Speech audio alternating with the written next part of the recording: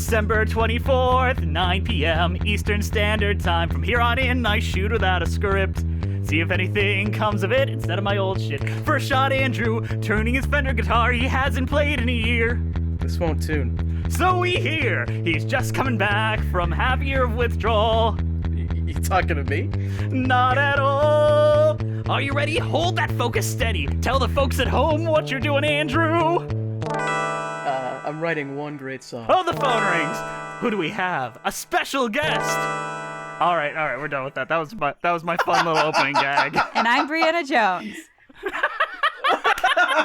We did it. I got to have my fun, and everyone got introduced. He got to have his fun. It's Christmas Eve. We're doing something we've never done, is revisit an episode, and we've got a guest.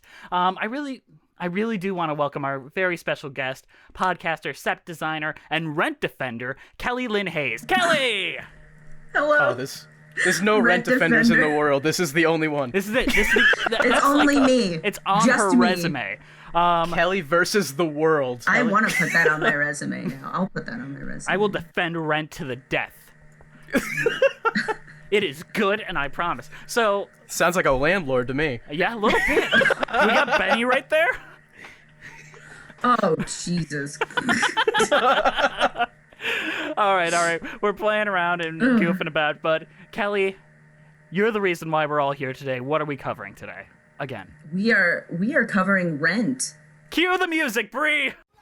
How we gonna pay? How we gonna pay? How we gonna pay last year's rent? We light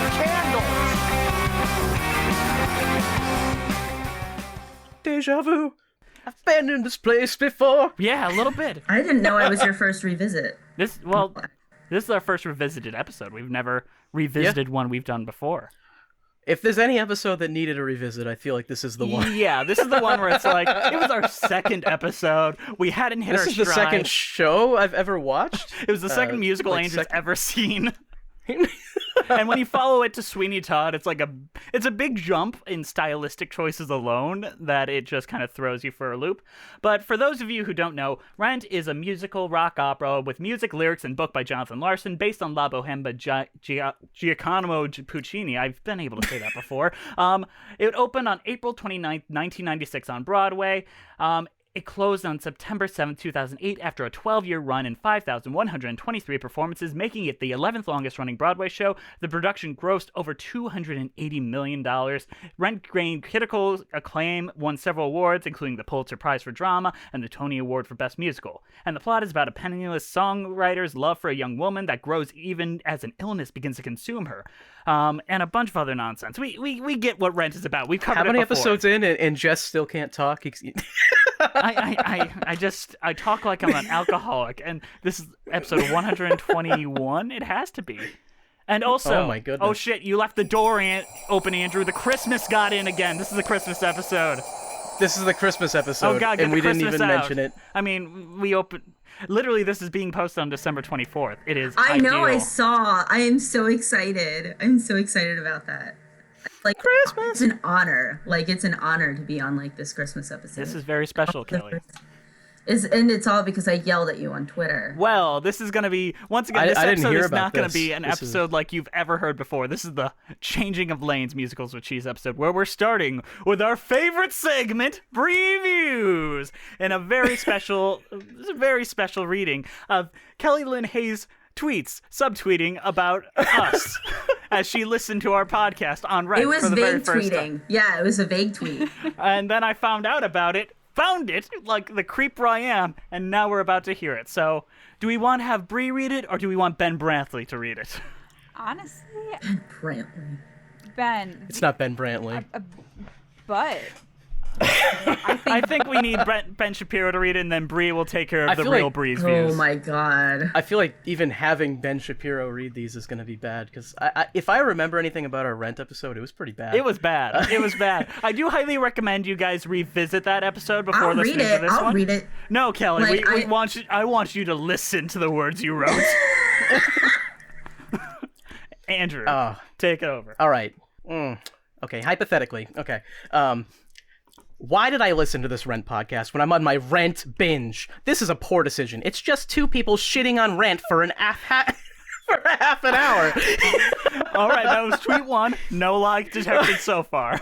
No, it was pretty was it. accurate so far. I want so badly to hear both sides, but who is this format for? Good question. Even on my podcast, when I hate a show, I try and find a better way to put it. Truly puts me off the entire podcast. Was this like your first episode of our podcast you listened to? This is the second episode of the show we had. That's a podcast. bad start. All right. I was a bad start. Ben Shapiro, continue. Oh my goodness!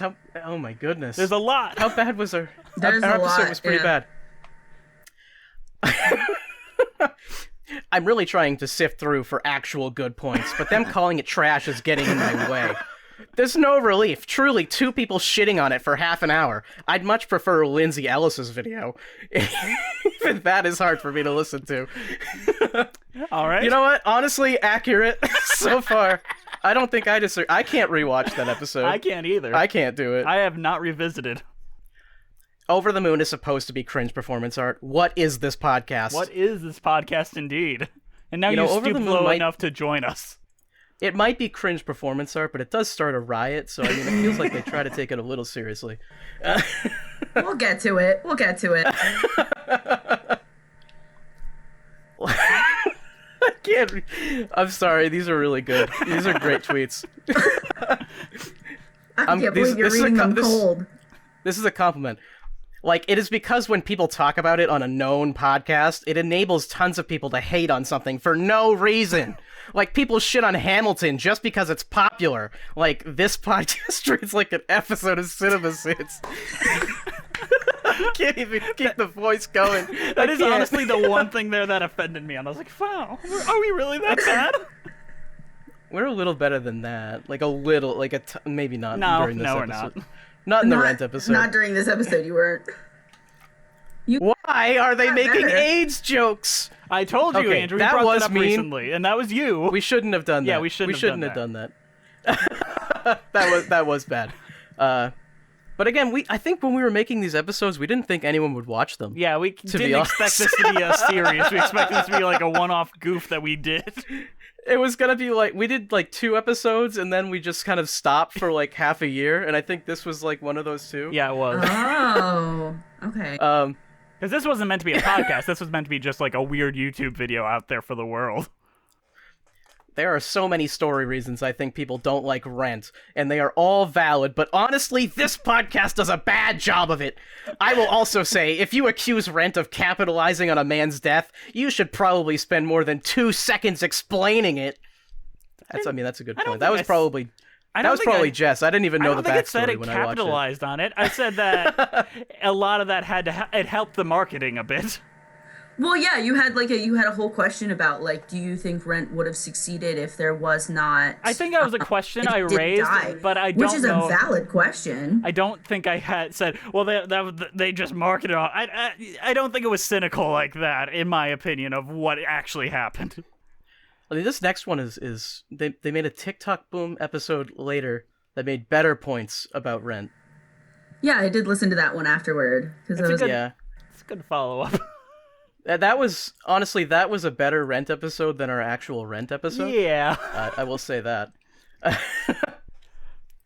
2 people who hate Rent so much is a bad combo to talk about Rent. Maybe if you had like one person who semi-liked Rent, you could have an honest discussion about the show. This is why I like J&T way better. That's Gym and Tonic, right? Yeah, Jim and Atomic. And I hope when they do it, it isn't like this. You know what? Well, you know what? You're here to defend it now. This No, is no, the no, time. no, Andrew. I'm gonna ask Tommy to invite us on, so it'll be just like that. I want to go on that. I'll go on that podcast to talk about Rent. I'll go on both podcasts to talk about Rent. I could talk 10 straight hours about this show. So Oh God, we got an hour and 20. yeah. We got as long as we need. Yeah, we got 2 more tweets, Andrew. 2 more tweets. Like, hating something colors your judgment. Like, maybe you would miss that Collins talks about being fired in Today for You, and I understand that. I will never do a podcast on Phantom or Cats because I'm meh on those musicals, and I don't think I'd be able to unbiasedly review it. You know, fair. Yeah, that's fair. that's good. Although This was the one time we Yeah. tried putting it out for a vote, and they voted for this to be the episode, though. I do remember that. That's like when we get into it, that's like one of my notes that I have of the podcast. I listened to it 3 hours ago, so. And I Oh, will say, God. we probably would have done I didn't better if re-listen we to it. didn't have people vote for it. Yeah, I didn't listen to it either. Last tweet. Last one. Last one. they don't like Hamilton and love Great Comet. When did we say we I didn't liked like Hamilton?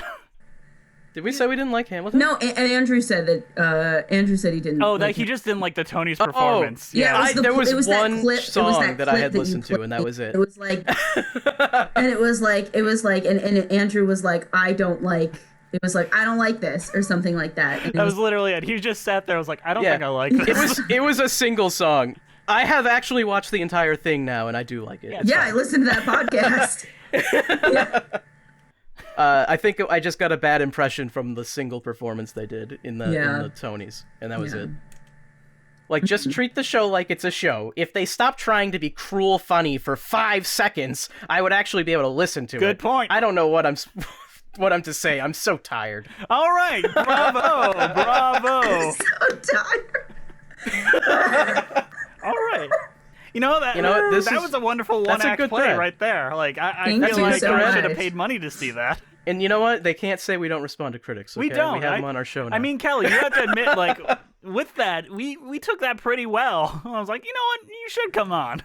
Yeah. I think I have the much nicer interaction that actually I think that got me onto the podcast with Emily. Emily Clark. Emily Clark. Yeah, it was basically Emily saying, I'll do it fast, but it was Emily just saying, like, I think that I wish, it was a whole thread about like how she wished people would like understand the context before they shit on it. It's all screenshots, so I'm going all the way back. It says, oh my God. I know it's cool to dunk on Rent. Hi, Emily. I know it's cool. You know but she'll there's listen. something. she's listening, I'm sure. Yeah. But there's something lost in the discourse about how Jonathan Larson was trying to honor his friends who died of AIDS and then never got to write a new draft because of his untimely death. Yes. It's a flawed show, but damn, it's from 1990s Broadway. And then I wrote something like, I would like to add, seeing mostly white people diss the show when I, a queer BIPOC, found so much love, and it spurred my social justice heart. I find it unfair people just shit on it without looking at the context. And then later I said something like, I love Lindsay Ellis and she has some great points on the AIDS epidemic, but context, Lindsay, and it has like 2 million views. And then you guys jumped on at some point. I did it. That was me. Because I was like, this is That was making probably good Jess. points. You did. Yeah. I said, I talked about, I was trying to do like a Rent video essay to respond to it or whatever. And then you said, yeah, our Rent episode was very early in our run. While we do mention Jonathan Larson's talent and legacy, we could have been much more fair to the show altogether. And then you said, like, oncoming revisit to Rent is on our docket. And then I said, I'm not saying there's a vague tweet somewhere all the way back in my archives about it, but, and then it's nice to hear growth. And then you guys said, feel free to tag us when you have critiques of our show. Getting called out helps us garner thoughts and experiences. And I was like, I think the adaptation, while maybe executed, fixed a lot of problems. I do think it could be pushed even further. I'm glad that they made the changes they did because we started talking about Rent Live. Yeah. But That sounds Which like I me. did watch Rent Live. that's where you in- found me. Yes. And then I said, hey, who wants to be on our show? I want, like, more different people. And you're like, I will defend Rent's honor. I was like, well, shit, that's on our schedule anyway. did Come on I? over. Yeah. So we got the Rent White Knight coming in. We got the to Rent defend its White honor. Knight coming in. We're going to... All right, so I'm not gonna shit on it this time, honestly. we might a little done bit, with but that. that's what That's spurs okay. debate. I mean, yeah, I'm not. I said in the thing, like, it has its problems. Yes, like, I'm it does. not gonna like be like only Rent forever, only musical you can consume. Mm-hmm. There's only Rent. You have If we were gonna pick just one, it would be Cats. I mean, that's the one I'd keep. Or Joseph. You love Joseph. sure. Or Joseph in the Technicolor Dreamcoat. Andrew Lloyd Webber's. Andrew relates. But I'm named Andrew, so it's I have also to. important to note, since our Rent That's episode, there have been numerous changes to Rent as a show and different productions that are both widespread and well seen, and I have opinions on them, would you believe it? So this show, we're not going to be talking about the original Broadway productions, we're not going to be talking about the film, we're going to be talking about Rent Live on Fox and the Hope Mill Playhouse version. That's what we're focusing on today. And Andrew's watched both of them. I watched one of them yesterday, and I just got done with the other one a couple minutes ago. Oh, that's so nice. I want to know, which one did you like better, Andrew? Because they're both very different. I think I preferred Rent on Fox, if I'm honest, which maybe is the wrong opinion. I'm not sure, It's not but I the think wrong I like that opinion. one There's things I like from both of them, I think is the best way. And I want to take bits from one, bits from another, and then my own thoughts, and then put it together into something new. And that's what the third act of this podcast is going to be, is us pitching new versions of Rent. But Kelly, we have not heard your history with Rent. We know ours. We want to know yours. Yeah. Well, Jess, so, you have to share yours too. Oh yeah, I got to talk about that soon. Oh man, I kind of want to hear that first. But I guess I'll go first if you want. Ooh, go ahead, go. So we were a different show back when we started. We were a wholly different thing. And we were a much shorter show. We were like 20 minutes because we were YouTube videos. It was like 37 minutes or something. It was a short thing. And I didn't go into my history with Rent, where a lot of people on the internet might just think I saw it as an adult and always hated it because adult looking at Rent is bad. I loved Rent as a kid. Like, I really liked Rent as a kid. I saw it 4 or 5 times live. I saw it live since I have done that first podcast. I have like a lot of letters I wrote to like Jonathan Larson's sister. There is shit like in my docket of me appreciating and liking Rent, and not a lot of that has gone away, but it was the discovery that I didn't exactly know what the plot was about as a child, and as I got older, understanding that and being like, oh, that's weird, and oh, I don't like that, and oh, one thing after another, it's like my disdain for it grew, and I feel like that's going to be a lot of the process of these kids who experience Dear Evan Hansen based on the Cast album, and they love the Cast album, and they eventually will learn what the plot is and be like, oh, that's weird, and I don't like that, and then that will be the big one that everyone takes a big, massive swing of, that is garbage, everyone hates it, which even in our episode, I think we were a little too unfair to that show. I think it's you're kind of seeing it now, but that's because there's a big renaissance in diverse casting, and especially with Evan Hansen. So I think that's a big reason for it right now. But continue. But I also think that as I grew older, I saw Rent for what it was, which is unfinished work by a very, very talented composer, restrained by a dictator-like director that ruined a lot of the interesting things he was trying to do with the original version and made it a weird family comedy. As strange as that sound, that is what Rent eventually became. A thing that kids and parents go to see, and it's like Disney version of AIDS in a weird way. It feels toothless, especially in the later run of the Broadway show, and we need some... It feels like it could be so edgy, but it's not. And I think Jonathan wanted it to be edgy, because if you read, like, Jake Hollis, who was on our Tick Tick Boom episode, great guy, wrote an entire book about, like, the process of writing Rent and how edgy it once started and how that slowly gets chipped away by each new collaborator and each new person coming in until we eventually have what we have now. A great story he told me, and basically this is going to move from me, like, talking about the greatness of Jonathan Larson to what a dick Michael Greif was, and I've heard it from numerous people that both know the man personally as well as those who have worked with him, and stories from Jonathan himself to others. He was a rough man to work with who wanted dancing and everything to be show-tuney and work on the cheap for everything. Jonathan called up his friend who was addicted to heroin and was like, so when you were on heroin, were you like dancing around and shit? He's like, no, I just kind of laid on a couch. That's what I thought. This motherfucker wants to put dancing in everything, and hung up the phone. So, dancing heroin addicts. Oh no. I mean, there is a way that could work, but not in the way that Jonathan was going for. And honestly, I feel I would have been interested if he had a different director collaborating with him in the New York Theater Workshop days. But we don't have that timeline. We've got what we've got. And unlike a lot of other Broadway shows where they were given the right to adapt and change with time, since Jonathan died, it was set in stone and they were afraid to touch it. And I think 30 years on, we're getting less afraid to mess with it, and that's a good thing. But Kelly, do you agree with anything I just said, or did I just ramble on for 3 hours? I'm done with No, my I Mark like- cosplay. It's hot in here. No, I agree with you. I think that as I've like gotten into the industry, I think a lot of like understanding how directing works, because I'm only a set designer, but a lot of what I do is starting to look a lot like directing. Like you'll see like my vision for Rent is a very director heavy kind of thing. So my history with the show was I was like 10 and I was like in the car with my mom and your favorite song came up, Seasons of Love. And Seasons of Love came on and my mom was like, I was like, what's this song? And my mom was like, oh, it's Seasons of Love. And I was like, cool. And so she bought me the entire album without knowing what it was about. She did that with Avenue Q too. So she got me the Rent album. I listened to it so many times it skips. I've also watched the movie so many times it skips. I saw it 3 times on Broadway. The last time I saw it was with Anthony Rapp and Adam Pascal in their like original roles when they were doing that little promotion for the end of it. And that was like when I was like 12 or 13. And then back then I wasn't like as like, I definitely wasn't like as critical about it.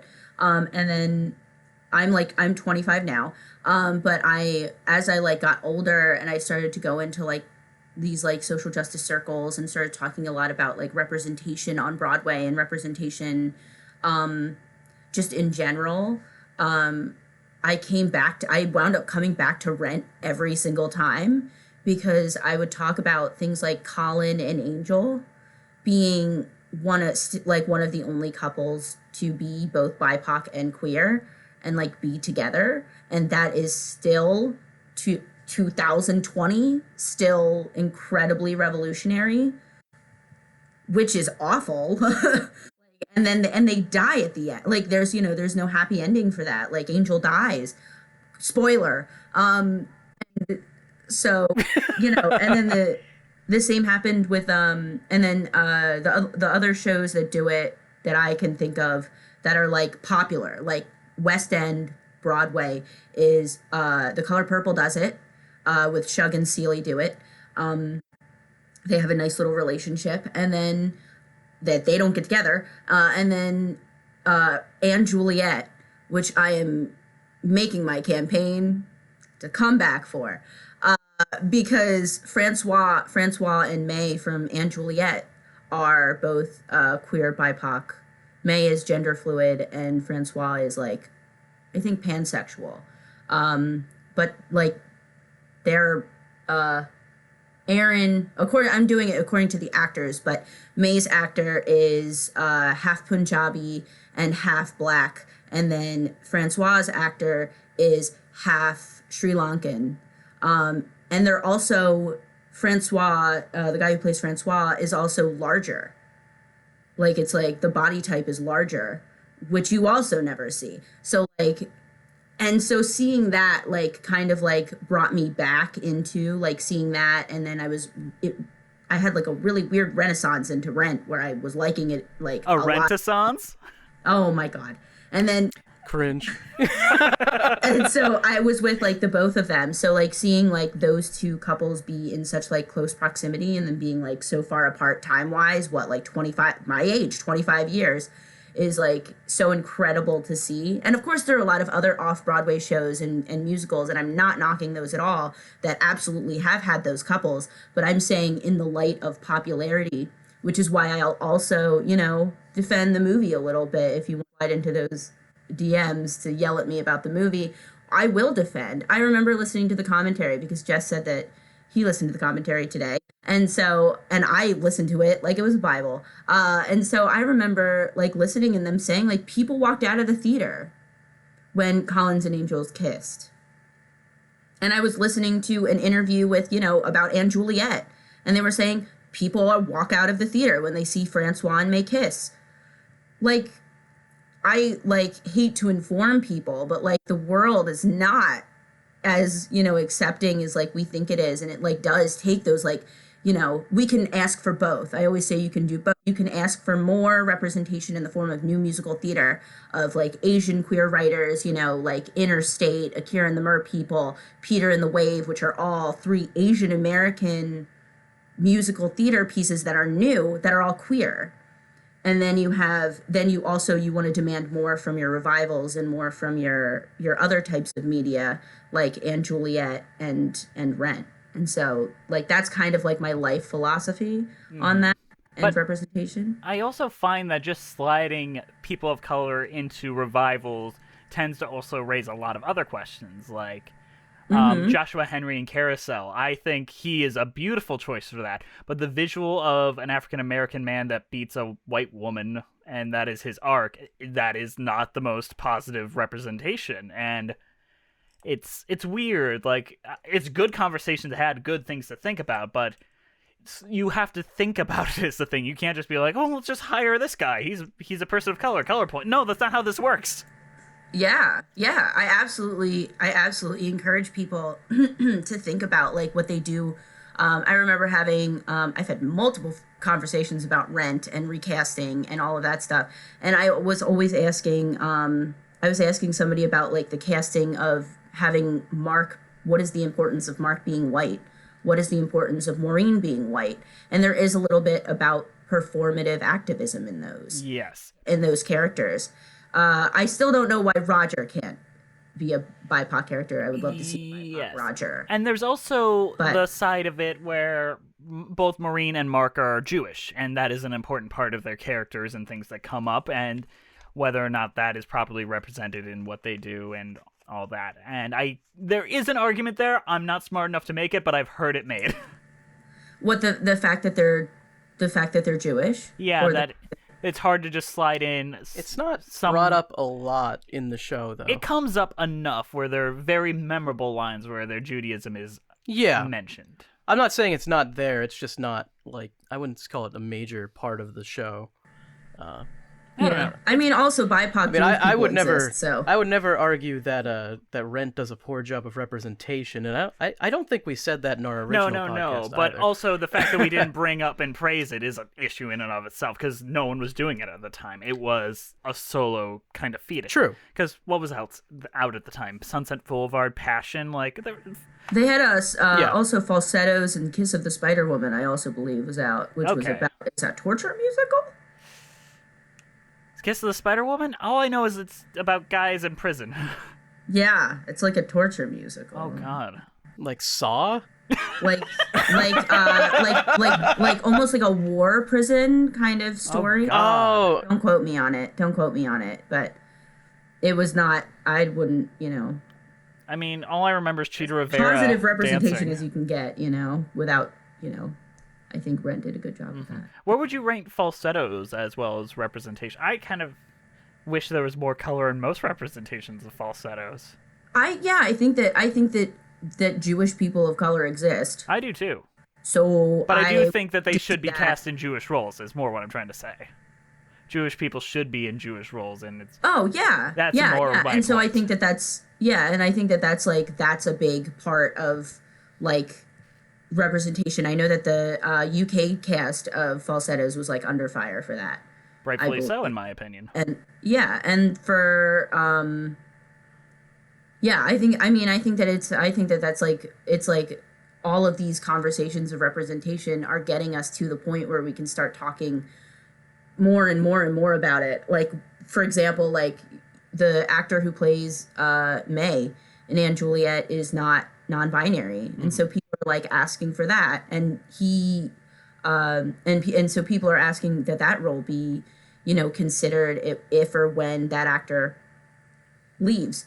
And so I think that like you're just seeing like a huge like demand at this point, because like people aren't asking anymore. People don't want to ask anymore. People are just demanding it, and I think that that's kind of great.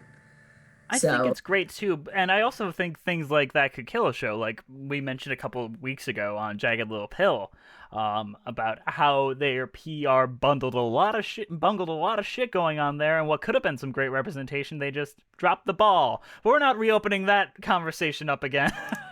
Yeah.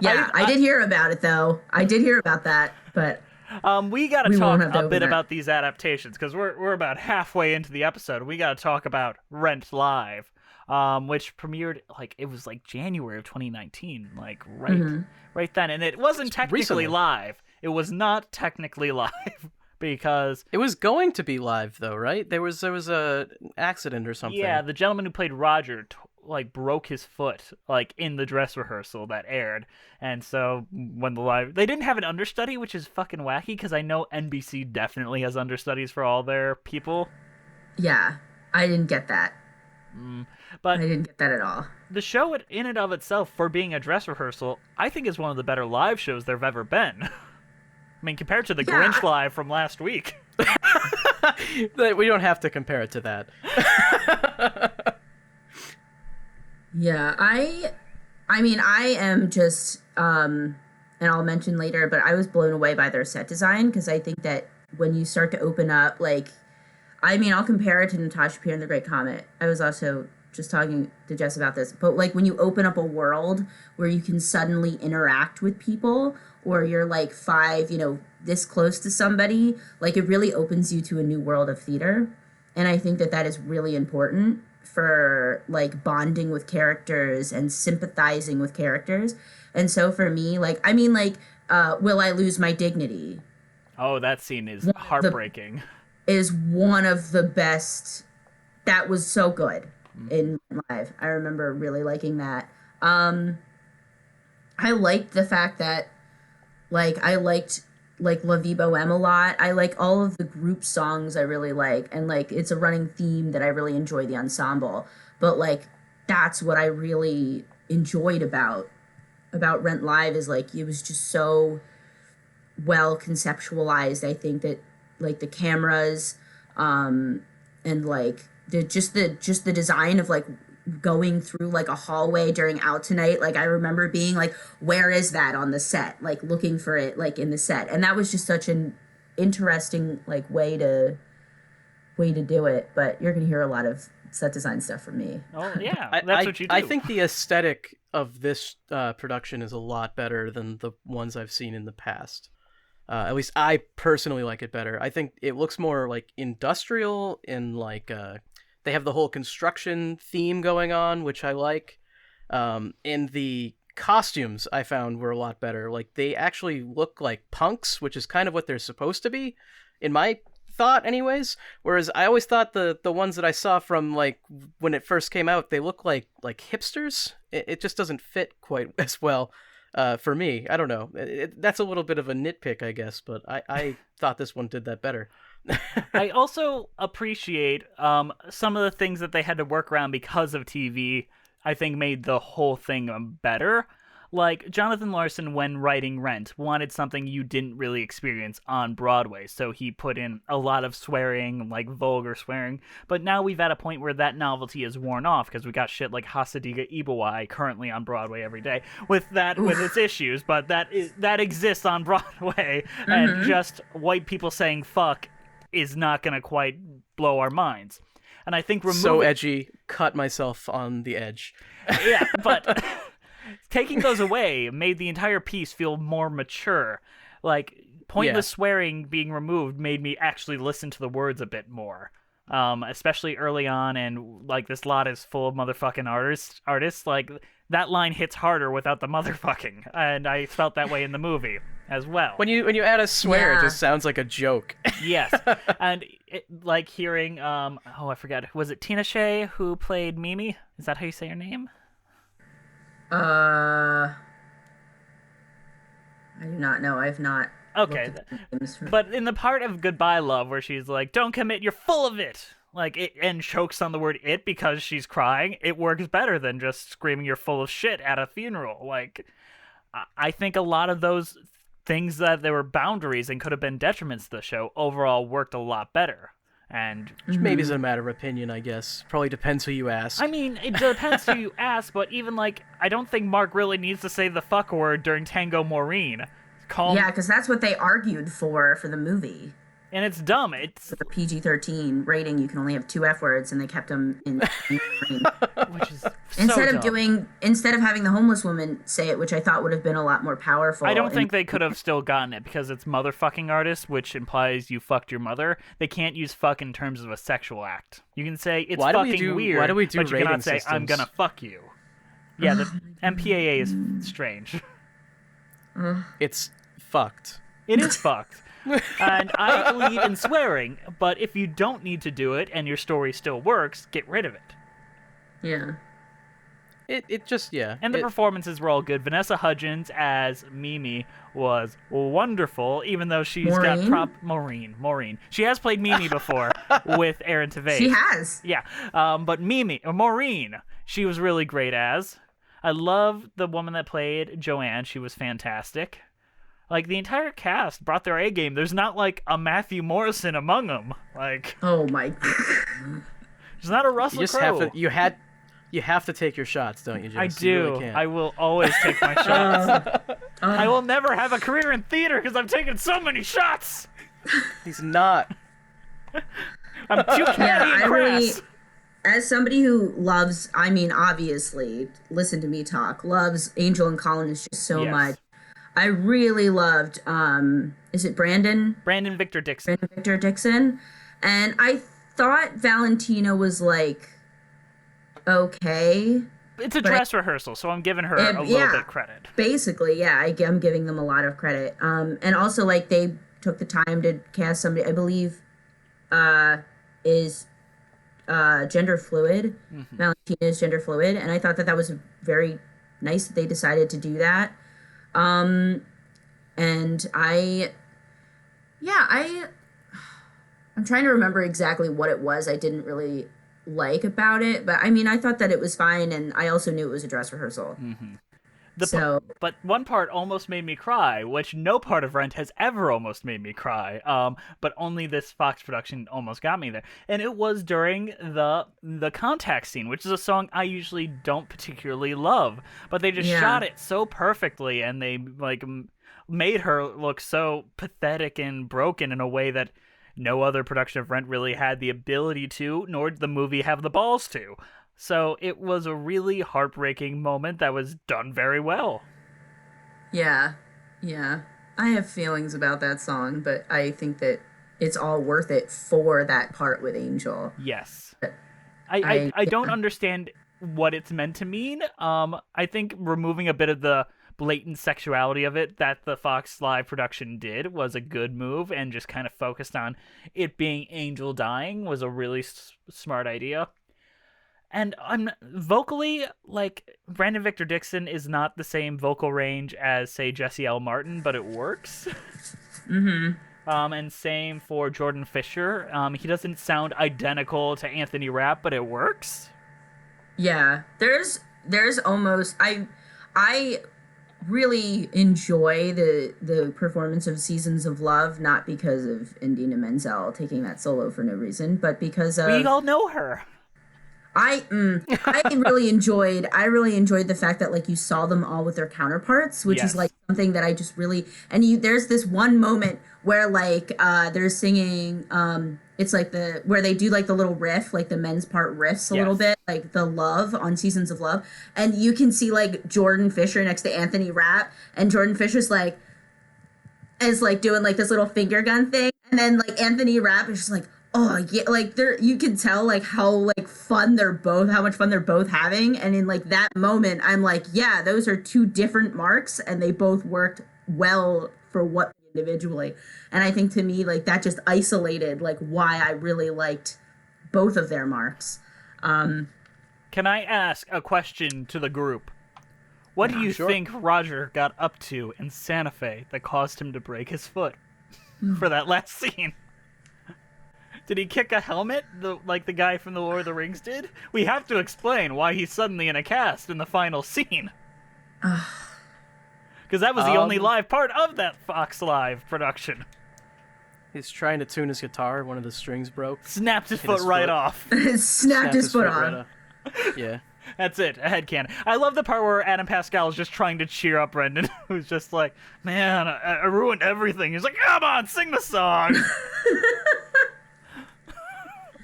Adam Pascal is a great guy, a real goofball, and they've just pegged him for a lot of roles, and people don't think he can step beyond it, but he can. I just wanted to say that. Yeah. I think he's... Is he hashtag problematic? Did he do something again? Oh, well, we were just talking about the commentary. Oh, yeah, he says some weird stuff in the commentary. And he says some weird stuff in the commentary. Is it specifically about, like, he just Rosario? Yeah, it's specifically a little bit about Rosario, and then it's also a little bit about, like, everyone is always uncomfortable when talking about Angel, and that's just the thing. Yeah. Like, because, like, they were basically, it was him, Michael Greif, and Anthony Rapp doing the commentary. And Christopher Columbus. Oh, they're the same person to me. They basically are. And they basically were just making comments about... Wait, what were they saying? They were saying that, like, they were on the commentary, they kept talking about how hot Angel was and her legs and all that. Well, they were like, it was like it was in like a very transphobic way. Like, they were like, oh, like, doesn't like that's so like, oh, like that's actually like a guy. And I'm like, please stop. Mm-hmm. Please stop talking. But like it's hard for me to hold the same, like, standard to them in 2004, oh, yeah. 2005. In 2008 and 2000, yeah. Or 2005 versus 2020. Like, versus that was literally 15 years ago, and I'm like, yeah. Okay, grain of salt. I've seen, like, Adam Pascal support a bunch of trans organizations now. Has moved. I know how he feels. Like, I have to go in with that. But still, it's shitty.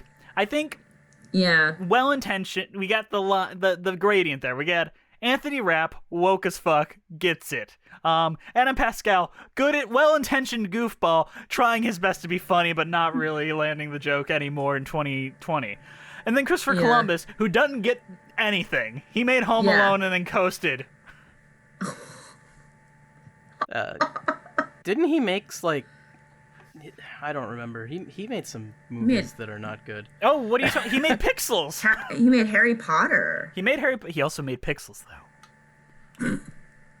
Didn't he name his production company like 14 something? Yeah, 1492 or something crazy. Yeah, like whenever Columbus. Oh, that's fucking fuck you. All right, we're done. We're done. 16.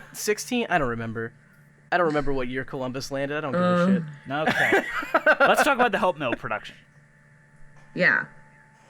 It's like two opposite types of set they did. Because this one's like claustrophobic, whereas the other one's wide open. Well, this is post-COVID. They lived in a house together to put this on. No touch production. I love it. I love a lot about it. And I'm just gonna say, like, yeah, I'm a bad person. We weren't allowed to watch it. VPN. We VPN'd that shit. Yeah. I definitely. The way I feel about it is, like, they made, like, kind of like a commentary on COVID. Mm-hmm. / I want to say it was intentional because of, like, there was, like, a time where, like, people didn't know how AIDS spread.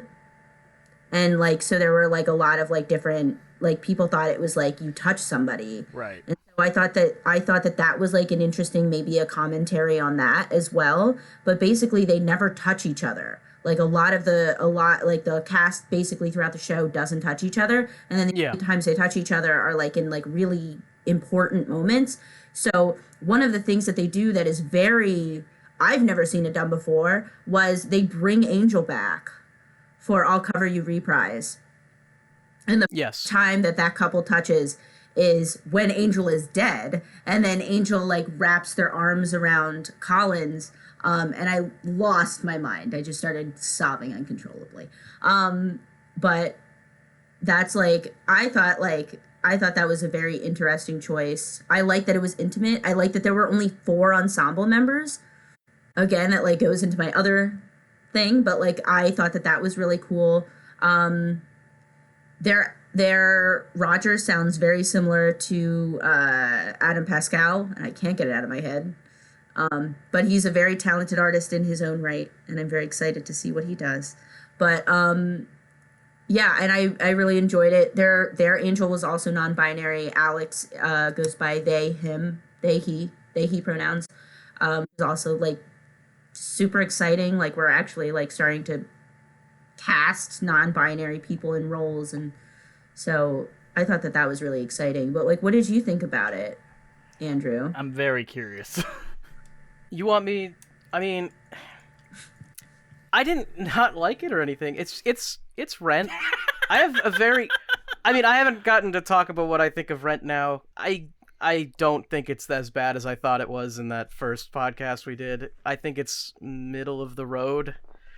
We've seen much worse. I still think we've seen much better.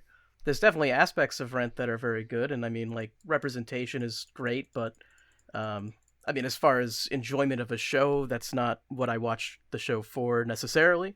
I'm not saying it's not a thing we should strive for, and it is a thing we should strive for, but as an audience member, you know, I'm watching the show a lot of times, and this show, I think, is kind of a mess in the way it's made. I think But Act 2 more this than particular, Act 1. I think Act 2 is where a lot of that comes to fruition, where Act I 1 think this is pretty strong. particular production is very interesting, though, just because of the limitations that were on it. I kind of liked that there was less like people to pay attention to, simply because they were forced to do that. There wasn't an ability for them to have as many people in the ensemble, and it was a smaller space, which is something I haven't really seen done. I don't think I've ever seen a show. Actually, you know what? Maybe that one show we did that was in like one room. That was The Room? like tiny. No, It was like a. Do you remember that? It was like a tiny show that someone asked us to do. It was like an art project almost. Institute. Institute. It kind of reminded me of that a little bit because it was like just stuck in this one little room, and it was kind of interesting to see. So I kind of like this. I still think I enjoyed the Fox production more because it was. I like those bigger type shows, like over the top. But I have some thoughts, Yeah. and I want to talk very briefly. Sure. This is where I realize a lot of my trouble with Rent comes down to staging and specific dialogue choices, and I think making it less literal was one of the most effective things. Making everything, like, as far as that original Broadway production, they're just on a stage and everything is literally happening. Like, he goes here, he does this. There's no dancing, really, and if there is, it's, like, in reaction to La Vie Boheme, like, to the thing that's going on. It is a very... this is literally what's going on show. Whereas this version, there is so much more like weird stagey elements. April is there when Roger sings one song, Glory, and therefore April becomes the representation of drugs. She is the one that sells Mimi the drugs after Happy New Year's. That having those specific ensemble members to mean different things. If you're taking anything from Hamilton, take the idea of you got Ariana DeBose as the bullet, and that is what she represents throughout. Do that with Rent, and it works beautifully. And I make these connections. Maybe they're intentional, maybe they're not. There is a lot we could say there. Yeah, I think that the video design was really interesting. I really like the video design. I really like the fact that they didn't end with the video. They ended with all of them like standing in a line and holding hands, which they kind of brought Angel back again. I'm not gonna lie, Angel and Collins are my favorite characters, so anytime you bring them back. Like there was like a cute little moment where Angel comes back and Angel, not sure if it's Alex, not sure if it's Angel, but they're standing there and they have like this little come hither moment, like to Collins, and I was like, all right, well, I'm sold. And it's just like it's a very interesting way to resolve the show. I think that a lot of the cerebral moments, like one of the things I didn't get was like the transition from Out Tonight to Another Day, because Roger never looks at Mimi and I'm like, why, what's happening? And then Mimi just like picks up his guitar and then suddenly Roger can see her, and that stuff was unclear, but I really liked it. Shepard, who directed it, also directed And Juliet, and also directed Spring Awakening, a very intimate performance in the same venue. So it was just as small. So a very intimate Spring Awakening, which was also like, I do enjoy intimate shows. I think that with Rent, it's like all about scale and it's all about set design. Like I think that if it hadn't been like all scaffolding, it wouldn't be as complicated. I think that you should be able to depend on your set and your lightings to help you a little bit with understanding the show. like I'm like working on something right now that combines like the writing process and the designing process to see, you know, what you can and cannot kind of get away with that. And I think that that's important for Rent, for the continuation of Rent, is that like you're thinking about that, especially like having the scale could not be more different of Rent Live and Hope Mill Theater Rent. Could not be like any. It's like opposites. It's so interesting. It is so interesting. Like, and the advantages and the disadvantages of both. I love this musical. I love talking about it in the context of that. I love talking about the performances. All right, we got to move on. We're 50 minutes in. One thing I want to say before we wrap this up. I really loved Out Tonight, and how she was not stripping or going out stripping anymore and dancing. She is literally on heroin, tripping her mind out and dancing because of the drugs. And that is a storytelling choice and not just a, ooh, we got a dancing girl in tight clothes. Fucking brilliant. All right, that's it. All right, now we got to go on to the part 2 of our favorite segment of the show. It's the time we compare our opinions to the opinions of the New York theater critics. It's Breviews. So, the New York Times critic Ben Brantley says, the subject of the work is death at an early age. And in one of the dark dramatic coincidences theater occasionally springs on us, its 35-year-old author died only weeks before its opening. Yet no one who attends Jonathan Larson's Rent, the exhilarating landmark rock opera at the New York Theater Workshop, is likely to mistake it for a wake. I think Ben Brantley's got a point there. Like, it's really sad, and I'm very happy that they aren't framing it that way, because a lot of people try to. And even Anthony Rapp is like, it's nice to see, like, oh yeah, people think this is his legacy, but no, he had so much more in him, and it sucks that he's dead. Don't frame this as, like, some poetic justice. And I think that's a great way to say it. Like, no, this is not poetic irony. This is just shitty.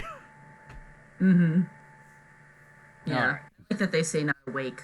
Yes. Because it was meant to be a celebration. Of course, So and it comes, and that does come across. Bree, continue. There's a lot more to go on. Okay.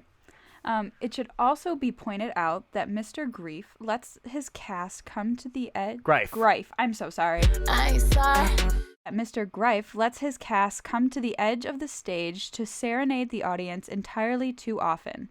He is also guilty of staging that obscures crucial plot elements. And he and his choreographer, Marlies Yerby, don't make the most of the varied possibilities of the score. Only the heady and intricately viboem banquet number, which concludes the first act, and the erotically staged death of Angel really match the inventive sweep of the music. And I agree with that. I feel like that's what we all just talked about, is how the staging was dumb, and a lot of it, like, do you know how many people go to see Rent and don't know what the fuck the plot of Rent is? When I was in the 6th grade, I told my dad I wanted to see Rent. I really, really wanted to see Rent. And he was about to pick me up from my aunt. We were about to go see Rent. I was all dressed up. And then he pulls up and he's like, I found out what Rent was about, so I'm not going to take you to see this. What a dick move. Fuck that guy. My family's so religious. So, like, they were like, no, we're not going to go see this. Yeah. But Rent has angels in it. It's my super God. religious. Take your dad to see Angels in America next. That has angels in it. I'm going to take I you to see Rent. remember when my mom bought me that album. My mom bought me that. Our family is pretty religious too. My mom bought me that album and just didn't ignore the expletives warning and just bought the whole CD for me. So My parents were cool. My mom took me to see Rent 3 times. Like, no, they were like... She probably didn't even know what it was about, even after the 3rd time watching it. fair. Probably. you know, you've heard my mom give cheese ratings. Honestly, you know. Honestly, I was watching the Fox version. I was talking to Jess while I was watching it, and he was still explaining some of the plot elements that I wasn't picking up. The main I was like, problem so most why people have- why does the landlord like the guys so much? And he's like, oh, well, he like married some rich woman and like bought the building. And I was like, oh, is that in the musical? And he's like, I think so. They mention it. They do a better job Yeah, of they do explaining in say Fox it. Live. They do a better job. I did notice it. I was asking before they actually explained it when I asked, but it shows that I did not pick it up in the first couple times I watched it. Well, which I neither did watched Chris the movie Columbus. and He even the- explained that in the commentary. He's like, I don't know what Benny's plan was. That's why I moved You'll See to be the second song so we can explain it very clearly. Honestly, the only thing that really gets me still about the plot is that Benny is he wants Maureen's protest thing to not happen so badly that he's like offering them free rent. But then you see her protest thing and it's like, it might as well be like Yoko Ono just screaming into a microphone. It's like, what? You're afraid of this? Like, this is the protest that you think's gonna like rile everyone up? And then later on it does rile everyone up. I'm like, how? Yeah. I don't know. It's not some rousing speech. It's like weird artsy stuff. I don't know. Plot-wise, it doesn't make sense, but when you go back to Jonathan Larson's previous versions and Maureen was like this badass anarchist, like Andra from Les Mis, like, and it makes sense that everyone's in love with her because she has like these beliefs and shit, and it makes sense why now the relationships make sense too. The plot is pretending that she still is that, but then she's not at all. Yeah, she's so like... instead it looks like performance art. For me, like that's how I always interpreted is that it was a joke and well, it was performance art. It is performance art, and but it like kind in of like is a joke, like a performative kind of like I understand your cause, but like I'm not gonna do any protesting or like be an anarchist about it. Well, yeah, it would, and that would be a good thing to like show, because I mean, if I'm picking this up right, a lot of these people are pretending to be kind of like poor because they're from like rich families and they're like almost LARPing as poor people. I would say, am I wrong about that? Everyone Mark and Maureen. It's Mark and Maureen. Joanne is from a rich family and is a lawyer and went to Harvard, and then it's like really like it's Mimi. Specifically Mimi, Angel Collins, and maybe Roger, who are actually like in poverty and and like. So it makes sense Collins that Mark and Maureen. Isn't. I'd say Collins probably isn't because he is still teaching and he was an NYU professor. Like that's was it MIU or MIT? I feel like teachers don't make that much money. A university professor does. It makes sense that Mark and Maureen wouldn't like put on like a real protest because they don't really care that much or know how to. Yeah. Well, yeah, because I mean, realistically, if you can just at any moment, like if things go bad, you can just be like, "Mommy, I have to come home," like then you're not gonna like stage like a legitimate protest. But it also doesn't make sense that in the plot later on, it was a real protest, and it was actually so real that it started a riot. It's like, okay, so which one was it? Was it a fake protest, performance art, or was it riot inciting, like, anarchists? And these are good questions that will lead us into our mid-show announcement.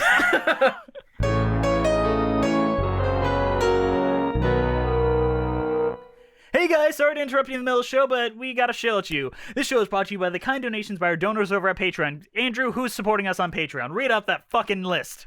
Oh my god, here we go! Melissa Goldman, Terry Needleman, John Donna, Max Lunig, Lily Ackles, Dan Hill Renix, Jess the Stampede, Ewan Cassidy, Teskier, Fire of September, Monica Thoreau, Mina Maniri, Brent Black, Haley Murray, Allison Wonderland, B-Way Flicks, Nathaniel Stacy Coombe, Joseph Evans Green, Carrie Ahern, Ira Gale Drouet Whiter, Christine Malmadel, Cole Birchfield, Mary Lou Choquette, John Vanals, Holy Sticality, Russ Walker, Musical Hell, Emily Gracie, Andrew Van Barson, Tablam, Kyle Summers, Janae C., Kyle, Christina Francis, Felice A., Skylar, Liz Lim, Corey Wilmarth, Allison Stoller, Nothing is Certain Except Beth and Taxes, Elizabeth, John Vanals, Thespian, Ren Cullen, let's see, Jamie Holland, Wait in the Wings, Lady Malvolia, Spectacle Machine, Jacob Stroop, Robert Benjamin, Rachel, Jessica Tubis, Billy Hefner, and Genevieve Hartnett. You know what they do and who they are, and you also know we're selling merch. It's Christmas. We're skipping over that. All right, back to the show.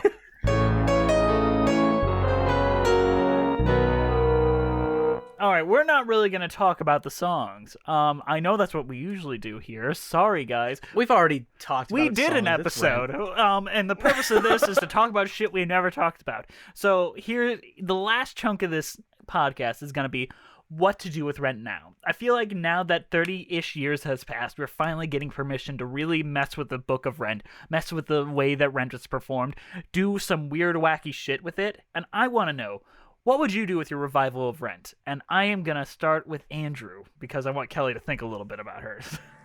All right. Mine's planned. Mine's a book. Oh shit, then Kelly, throw to you, Andrew, you're Oh, last. it's already planned. Yeah, go ahead. I'll go last. This is like something that like I actually do like on the regular, which is I plan revivals and then I make a book out of it. I'm not kidding. I have one for a Chinese waitress. Think about it. It's great. All immigrant, thoroughly modern Millie. It's great. But I have, so I think that specifically Rent needs to be taken back by people who are like, I think it should be taken by BIPOC queer people. And I think also specifically it should go to people who are still kind of like from that era in terms of like people who are affected by HIV and AIDS, because I think that that's where the show flourishes, is in those moments where you get to give those people that time to tell their story. And I think that like there's a great podcast from Token Theater Friends, plug, with Juan, Michael, I'm going to mess up their names, and I'm so sorry, but it's with, their names are Danja and Juan, and then with Jose, who hosts. And there is just a great discussion about new playwrights, new black, gay, black, gay playwrights who are talking about things specifically like living with AIDS and what that is like, or living with HIV. And I think that that is super important. So I would want those people to take over Rent, because I think that those are the people who need to kind of like tell the story. I also really enjoy the empathetic storytelling of Rent. And so I would probably do something similar to Rent Live, except it would be more enclosed. And then it would be with, the set design would be, you could yourself as an audience member walk through the set. And then I did this with another revival where I think that Rent should be finished. I think that we should hire writers to finish Rent. I think that the great thing about having an immersive set design and the great thing about having an immersive concept for Rent is that you can flesh out parts that were not talked about. You can watch Collins and Angel fall in love. You know, it's not just they meet and then you see Angel in drag the next day. No, it's all one night. Yeah, but like you get to see that arc. So while, for example, Roger is singing One Song, One Glory, and Mimi is knocking at the door and they're having their like light my candle moment, you can see Collins and Angel in another room and what they're doing and like how fast that happened and like how they fell in love and like what they were doing at that moment. And I think that like you can see like what you know, even, and this is maybe controversial, maybe what like Maureen and Joanne are doing, because I think that like one of the heavy criticisms about Maureen as a character, which is totally valid, is that like of the whole bi storyline. And I think the way to fix that in context is to give her more stuff to do.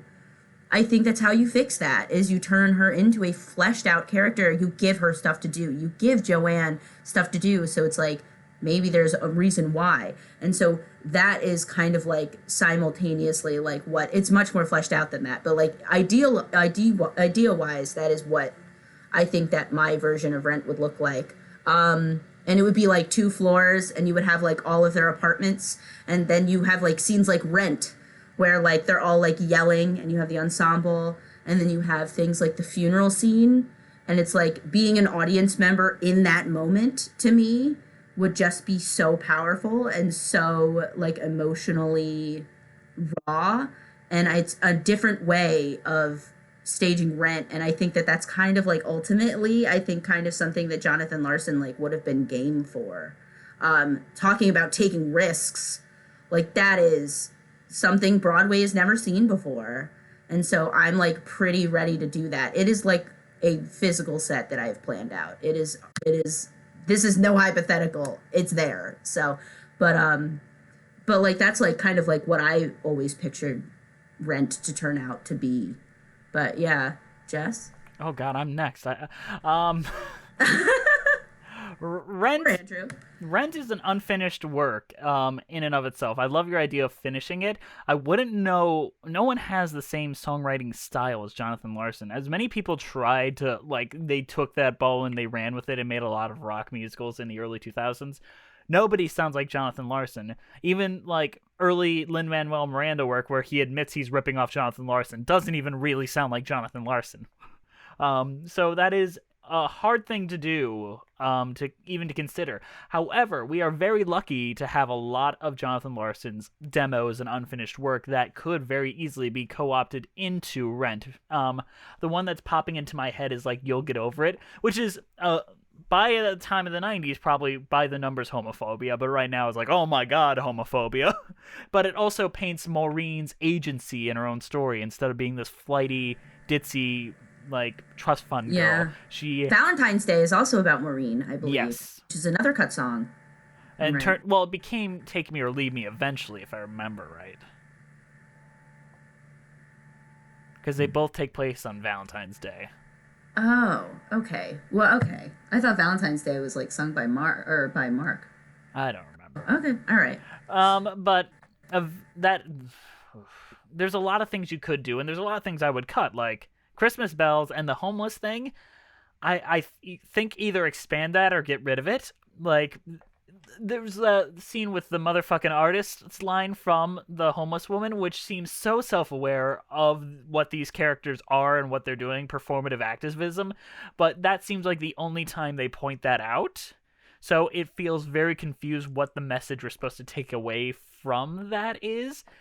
It feels like they were very, they were very ambitious in what they were trying to cover, but some things are very well fleshed out, like the AIDS support groups and all of that. Like, I think those are beautiful scenes and beautiful ideas. And then the homelessness things, like, hey, they pop up. They say a joke, smile for Ted Koppel, Officer Crowley, or whatever. It is a very weird work, and I feel like we need to take the razor blades to it and cut and paste shit to it, like, really, from the ground up, tear this score apart, out of love. We need to really just blow this up a bit and bring in some new things. The person I would pick at this moment that I can think of is probably like Daniel Fish, who did the Oklahoma revival and did like such insanity for that. I think he would be well in tune for the style of Rent and doing big swings and changing a bunch of things. I feel like you need a bunch of big swings, like something vastly different from Michael Greif's original 90s production, where everyone's just been like, oh, let's do that again, let's do that again. The person I guess I would get to reorchestrate and maybe work with some of Larson's unwritten songs and maybe write one is maybe Tom Kitt. I feel like he's the closest we have to a Jonathan Larson, and even that is still like far away from it. Yeah, I think Tom Kitt also, Tom Kitt did SpongeBob, right? Like, Tom Kitt was the one who brought all of those songs together in SpongeBob. Yes, and I feel like I think that's something game for something like that. Yeah. He also did Jagged Little Pill, which also is of the generation, and he understands that generation. So if I were to pick anyone, bring him in to reorchestrate it, bring a real groundbreaking director, maybe even Julie Taymor. She could do something fucking wacky with it. I'd love to see what she'd do. But make some broad swings, make it different. Don't treat the text as gospel. Andrew, what about you? That's a big one. All right, well, we got two serious answers, and honestly, I have no idea. So I'm just going to goof around here. My least favorite part of the whole show is Mark. If we can just get rid of Mark somehow, maybe we can hit him in the guillotine, just get rid of him. Mark, gone. Get rid of Mark. More Collins and Angel. I actually do think that they're the best couple in the show. Give more time to them. Roger and Mimi are all right, so we can keep them around, but let's switch the focus over to Collins and Angel. Get rid of Mark entirely. Maureen, let's turn her into a real anarchist, and we'll have it be like Les Mis. There's a whole plot where she leads the revolution. And even you can still make her a song person, like a performance artist in the revolutionary way, not in the crazy ditzy lady way. Not like the screaming into the microphone, and it makes no sense at all that she's actually able to lead anyone to anything. But like, yeah, moo with me. Who's mooing with her? No one is mooing with her. The audience is mooing with The her. audience They moves like with that her. song. I don't- Every time anyone's gone to see Rent, they're mooing Yeah. with her. Yeah, a bunch of people in the audience moo with her, and then no one goes out afterwards and riots. I mean, come on. So the whole second act will be the revolution failing and Benny winning in the end, and all of the other stuff happens with that. And around Angel it. lives. And that's yeah. I think Angel should live. We'll switch it. Angel will live. Mimi dies. I'm actually down for that. That actually sounds pretty Okay. good for me. We'll switch it up. And Mark dies as well. Mark dies at for the opening beginning. scene. Opening scene. Opening Opening scene. scene is Mark's death. And everyone's played Cameras by on. Muppets. I'm dead. he'll give the camera directions for December his own death 24th, scene. 9 p.m. Eastern Time. Roger takes his guitar, just beats him to death. It's like, I'm so sick of you. Oh my god. I'm going Stop through filming withdrawal, us. You're pulling this shit. Stop it. You Stop don't it. know what I'm going through. I'm not just for you to make a movie out of. I'm a human with life and thought. I'm a human. Stop filming me. Stop. I'm not in your fishbowl existence, Mark. Okay, but on the real, give it to somebody who actually like knows what they're doing, not me. You know who definitely knows what they're doing? Our wonderful patrons. I can't even wait. Patrons? Thank you guys for listening. Now, I gotta ask y'all, what is your overall thoughts on Rent and your cheese rating? Kelly, go. I'm lactose intolerant. Oh, that's sad. I am too, You know technically. what? That you don't have to give it a cheese. Then you can give it something A else. tofu. 3-2-foo seaweed salad. What's the Rent line about tofu? Oh my god. Did we allow a lactose intolerant person on our show, Jess? We said this would never happen. I know, it's my fault. Man, cheese rating though. Cheese rating would eat the cheese anyway. Oh, that's That counts.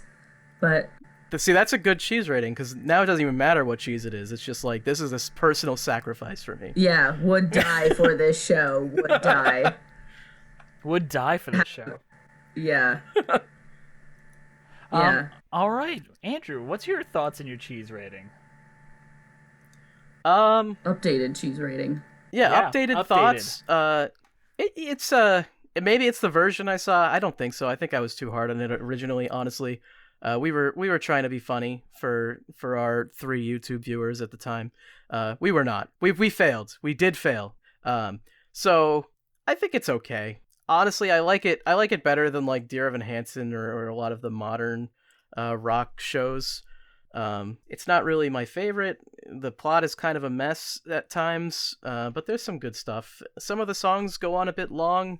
I still don't love La Vie Boheme. I think it goes on way too long, but there's other really good songs in it too. So, Out Tonight gets stuck in my head still. So That's oops. great. I don't know. I'll give it a craft single because that's what poor people eat, like me. Bree, I'm not kidding. I literally just ate 3 slices of craft singles when I was downstairs. that was my dinner. It was. Bree, what'd you think of our discussion? What's your cheese rating on that? You're muted for us, by the way. I mute both in case I don't know. I'm In case you fart or something, I got really, you. it's that's why I do it. But okay, so I really liked this format of you guys revisiting a musical. It was very nice to hear you reflect. And I enjoyed it very much. So I'm going to give you a cheese that I didn't like the first time, but liked it a little bit more the second time, which is goat cheese. That's a great cheese rating. Yeah, goat cheese. You have to get into goat cheese. My thoughts on Rent, it's good. It's a lot better than I gave it credit for. I was just kind of repressing my, how did I used to like this side of me? And now I'm like, yeah, it is a stepping stone musical that needs work. It probably, honestly, if Jonathan Larson was given the chance to work on it as much as he wanted to, we probably would have still been here with it winning the Pulitzer and all that. I still think all of that would have happened. I am going to alter my beliefs back then. I think no matter what, Rent was meant to be as important as it was. No matter what, it was going to reach the destination it got to. It just could have been so much better when it got there. So my My cheese rating is to handcrafted beers made in local breweries, to yoga, to yogurt, to rice and beans and cheese. That's my cheese rating. He did it. I did it. He pulled it off. He pulled it off. I did it. Oh, wait, hold on. Well, wait. we were not catty and crass as much as we would have liked to be. We would have loved to have been more catty and crass, but Kelly, you brought us to normality. Promote your shit. Let people tell people where they can find you. Oh my God. Find me on Twitter and Instagram with some version of Kelly Lin Hayes designs, I think. I'm doing a lot of virtual shows. One show is a gay heist play, and all of the roles are being filled by queer BIPOC actors. And it doesn't have a date because it's just a reading, but that's what you can follow me for. And believe me, she will tweet angry subtweets about us if we ever do wrong again. I will. Yeah. Which we will. Yeah, we will. Guaranteed. 100%. That's probably in the next hour. Yeah, probably in the next. We were talking about the prom, Probably so we'll for the probably next- have yeah. a lot. We'll have a lot of bad things to say there. Oh, Bring me the back prom for the is... prom. Bring me back for the prom redemption. Cool. Oh, I love the prom. And that musical. Until You're gonna defend the Netflix show?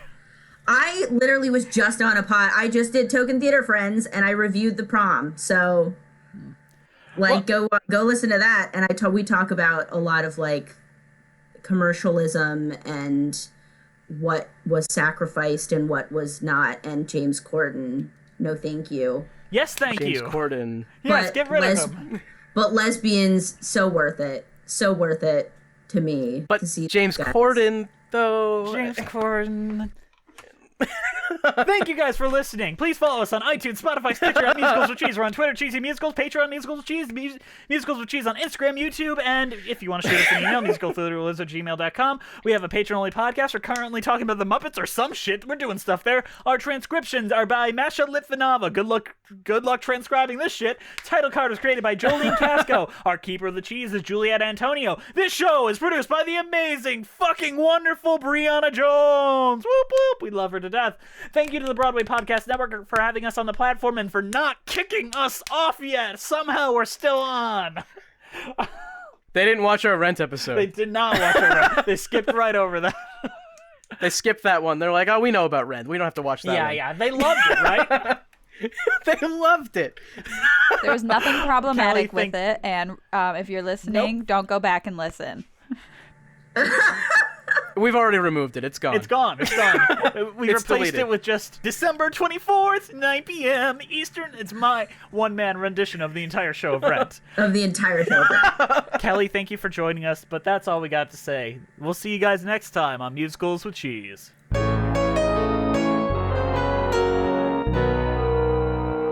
Jess is literally Mark in real life. La vie bohème. Anyone out of the mainstream? Is anyone in the mainstream? Jess, just pick up the job at Fox News. Get out of here.